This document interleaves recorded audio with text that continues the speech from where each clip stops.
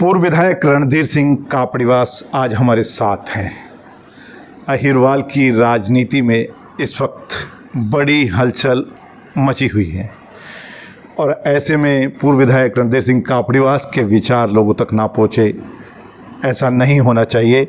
आज इनके आवास पर इन्हीं से बातचीत करेंगे। हलचल है अहिरवाल की राजनीति में, क्या कहेंगे?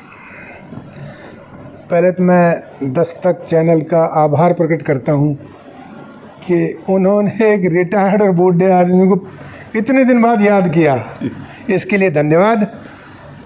हलचल तो मैं इसको कोई ख़ास हलचल नहीं मानता जी। ये हलचल जिसको कह रहे हैं लोग मान रहे हैं, प्रचार कर रहे हैं, परेशान हो रहे हैं, ये हलचल नहीं है, ये हताशा है जी।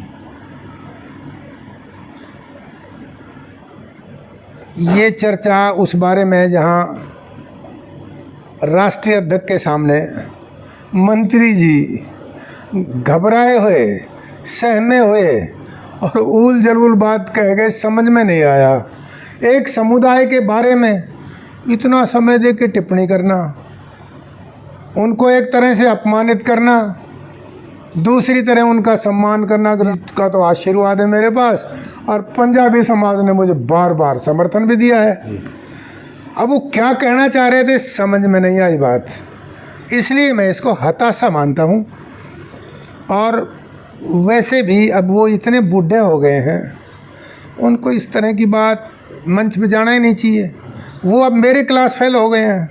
अच्छा, हाँ, उनको रिटायर हो जाना चाहिए, हो ही गए, खुद नहीं होंगे तो सरकार कर देगी 2 महीने में, 3 महीने में, कब तक बचेंगे? बैक टू बैक 2-3 ऐसे मामले हुए हैं। राव इंद्रजीत सिंह कहते हैं कि कार्यक्रमों का मुझे निमंत्रण नहीं मिलता, ये लोग मुझे बुलाना नहीं चाहते, मंच पे बोलने नहीं देना चाहते। ऐसा क्या होता जा रहा है? क्या लगता है कि अहिरवाल की राजनीति में कुछ बड़े बदलाव के संकेत दिए जा रहे हैं? ऐसा है, देखिए वैसे ही समझो आप थोड़ा सा जी। बुढ़ापे में बहुत से किसान ऐसे थे जो बैल को भी गौशाला में भेज दिया करते, और उसके बारे में टिप्पणी होती थी कि भाई गौशाला का बैल होने के बाद ना तो वो दूध दे, ना गाय के काम आवे, वो तो चरता है और चौथ करता है। जब उस स्थिति में कोई आदमी आ जाए, उसको खुद समझ लेना चाहिए कि जिसकी ज़रूरत नहीं होगी उसको क्यों बुलाएंगे,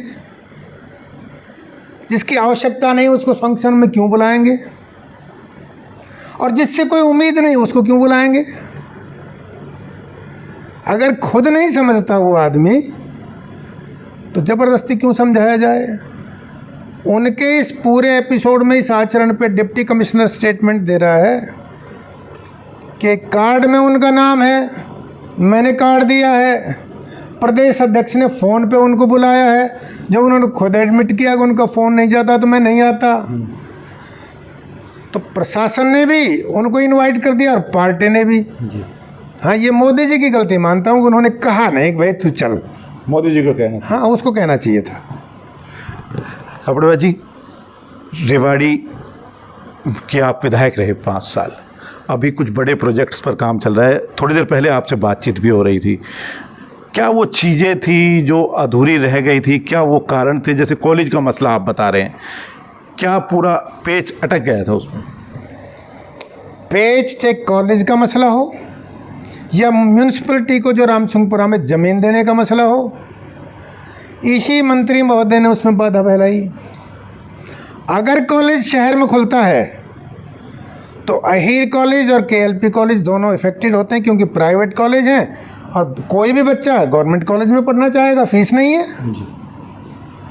तो जिनका निजी हित इन्वॉल्व हो जाता है और वो पावर में हो, ये दुर्भाग्य की बात थी कि ये पावर में है और इन्होंने खूब उस पर पेच लगाए, खूब उसको बढ़ने नहीं दिया आगे।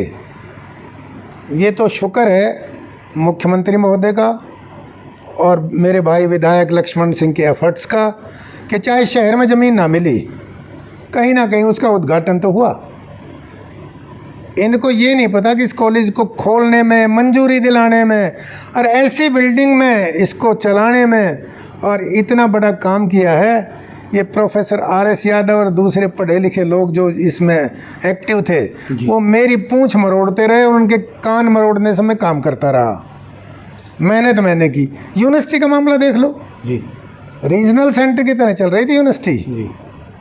300 कॉलेज जुड़वा के उसमें मुकदमेबाजी भी झेले। और रोहतक यूनिवर्सिटी ने बड़े एफर्ट्स किया इनको, हमारे कॉलेजों को पटाने में, समझाने में। बाद में ये कॉलेजों की समझ में आ गया हमारा इलाका हमारी यूनिवर्सिटी है, तो अब ये यूनिवर्सिटी का इसमें प्रारूप बना। विधायक थे तो सरकार से काफ़ी नाराज़गी रहती थी, अभी क्या लगता है किस दिशा में चल रही है भाजपा की सरकार? देखो जी, मेरी अब नाराज़गी कोई है नहीं। मैं अपने आप को पूरी तरह से रिटायर्ड समझता हूँ। पर ये ज़रूर है जो बीजेपी कभी एक पार्टी थी, पार्टी विद डिफरेंस, जिस आइडियोलॉजी के लेके हम प्रचार करते थे बड़े आत्मविश्वास के साथ कि बीजेपी वो पार्टी है, पर आज वो बीजेपी डेविएट हो गई। उसके कई कारण हैं। कहीं स्वार्थ आ गया, कहीं भ्रष्टाचार भी आ गया, और कहीं कहीं बीजेपी जो कांग्रेस के लोग आए उनसे डरने लग गई, संख्या के आधार पर डरने लग गई। और मैंने तो कह दिया थी जब तक कांग्रेसियों को लोगे, मोदी जी ने एक बार कहा था हम कांग्रेस मुक्त भारत बनाएंगे, और मैंने उसी समय कह दिया था कांग्रेस मुक्त भारत तब बनेगा जब कांग्रेस युक्त बीजेपी हो जाएगी। इस मंत्री ने 30 साल मौज मारी कांग्रेस में और बीजेपी का दब के विरोध किया, और ऐसी दबी सबको पता है, सबको पता है, टोटल पता है। आप किसी से पूछ लो, सर्वे करा लो, या आप बता दो। अभी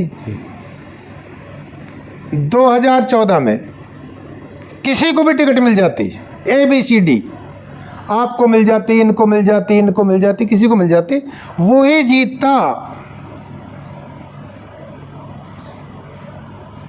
और फिर ये समझ में नहीं आई, अब बीजेपी की भी समझ में आ जाएगी थोड़े से दिन में, और इस मंत्री की समझ में आ ही गई।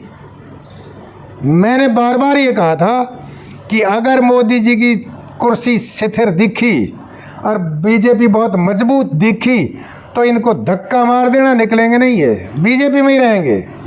और अगर ये लगा कि जनता में हलचल शुरू हो गई है, कुछ गड़बड़ हो सकती है, तो चाहे स्टील की चेन से बांध लेना, तुड़ा के भाग जाएगा ये। तो कापड़ीवास जी कब तक एक्टिव हो पाएंगे? आप रिटायरमेंट प्लान कर रहे हैं, पब्लिक तो अभी इंतजार कर रही है बड़ी। देखो, मैं तो पब्लिक को शुभकामना दे सकता हूँ भाई। मेरे लायक पब्लिक का कोई काम होगा जो मेरे बस की है, मेरी क्षमता के अनुसार उतना करूँगा।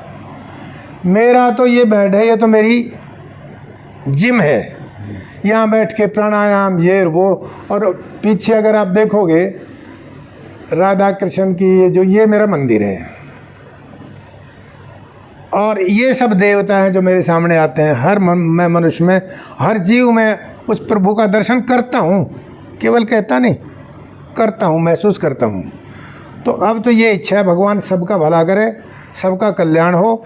लेकिन जिन लोगों ने, आश्चर्य हुआ, मैंने कमेंट इसलिए नहीं किया कि क्या करूं, आपके सैनी समाज स्कूल में जो प्रोग्राम हो रहा था, 15 मिनट मूठ पे जिक्र हुई, मूठ, सफ़ेद मूठ और काली मूठ। अब मैं अपनी बेईमानी बताऊं, मुझे ये लगा कि यार 2 बार टिकट काटी है इसने, मूठ तो मेरे ऊपर भी छोड़ी है। फिर मैंने ध्यान गया, अगर तेरी तो बात छोड़, हो सकता है इन्हें घर में भी छोड़ी हो। अच्छा। अजीत सिंह, उसका बेटा, जिस तरह से ये सारे मूठ के काम होते हैं। और उन्होंने खुद कहा कि कब्रिस्तान है हमारी पड़ोस में, वहाँ तांत्रिक जाते हैं। तो इतना ज्ञान इतने बड़े मंत्री को, इतने बड़े परिवार के आदमी को इन छोटी छोटी गंदी चीज़ों का ज्ञान है, तो इसका मतलब ये हुआ कि उन्होंने प्रयोग भी किया है। मैं भाई अभय सिंह से पूछ रहा, तू भी इस फटवेड़ में आगे सावधान रहियो। ये मूठ का खेल, सफ़ेद मूठ, काली मूठ, और मुख्यमंत्री मौजूद है, सारे वर्कर मौजूद हैं, और इनके चमचे चेले ताली बजा रहे हैं मूठ के नाम पे। भाई भगवान बचाए ऐसी मूड से।